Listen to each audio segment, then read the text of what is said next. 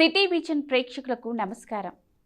ధనుర్మాసం అంటే దివ్య ప్రార్థనకు అనువైన మాసమని అర్థం. ధను అంటే దేనికోసం ప్రార్థిస్తున్నామో అది లభిస్తుందని అర్థం. ధనుర్మాసం తెలుగు సంస్కృతిలో ఒక భాగం. దేవాలయాల్లో ఆండాళమ్మ పూజ, తిరుప్పావై పఠనం, గోదా కళ్యాణం, ప్రసాదాలు మొదలైనవి ధనుర్మాసంలోనే నిర్వహిస్తారు. తిరుమలలో ధనుర్మాసం నెల రోజులు సుప్రభాతం బదులు తిరుప్పావై గానం, సహస్రనామార్చనలో తులసీ దళాలకు బదులు బిల్వ పత్రాలను ఉపయోగిస్తారు. ధనుర్మాసంలో ఉదయం సాయంత్రం దీపారాధన చేయడం వల్ల లక్ష్మీదేవి అనుగ్రహంతో పాటు దరిద్రం దూరమవుతుంది. ఈ నెలలో ప్రతిరోజు బ్రహ్మ ముహూర్తంలో పారాయణం చేసిన వారు దైవానుగ్రహానికి పాత్రులవుతారని ప్రతీతి. భూదేవి అవతారమైన ఆండాళ్ రచించిన దివ్య ప్రబంధమే తిరుప్పావై. ద్రావిడ భాషలో అంటే పవిత్రమైన, పావై అంటే వ్రతం అని అర్థం. ధనుర్మాసంలో విష్ణువును మధుసూదనుడు అనే పేరుతో పూజించి మొదటి 15 రోజులు చక్కెర పొంగలి లేదా పులగం స్వామికి నైవేద్యంగా సమర్పించాలి. తర్వాత 15 రోజులు దద్దోజనం అర్పించాలి. పెళ్లి కాని అమ్మాయిలు ఇంటి ముందు ముగ్గులు, గొబ్బిళ్లతో పూజలు చేయడం వల్ల తాము కోరిన వరుడు లభిస్తాడు.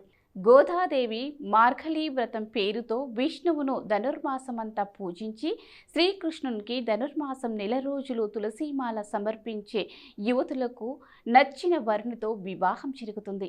ధనుర్మాస వ్రతం గురించి మొదట బ్రహ్మదేవుడు నారద మహర్షికి వివరించినట్లు పురాణ కథనం.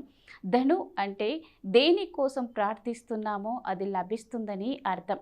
సూర్యుడు ధనుర్మాసంలో ప్రవేశించడంతో ధనుర్మాసం ప్రారంభమవుతుంది. ఇది సాధారణంగా డిసెంబర్ 15, 16 తేదీల నుండి మొదలవుతూ ఉంటుంది.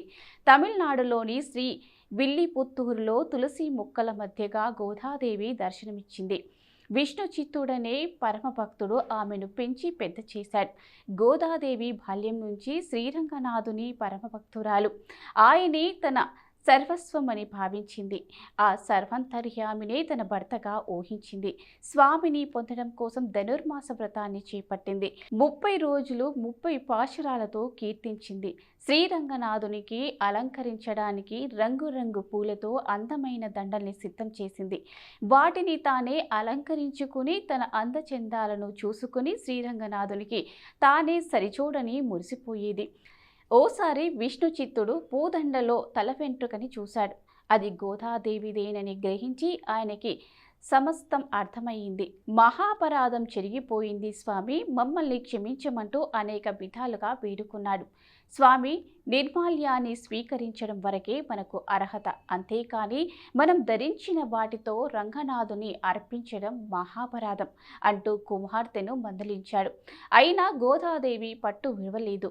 ఒకనాటి కలలో ఆ దేవాది దేవుడే సాక్షాత్కరించి గోదాదేవితో తన కళ్యాణానికి ఆనతిచ్చే వరకు ఆ మాయ వీడలేదు. విష్ణు చిత్తుడికి ఇంకేముంది, తండ్రి అనుమతితో ఆండాళమ్మ రంగనాథ స్వామిలో ఐక్యమైపోయింది.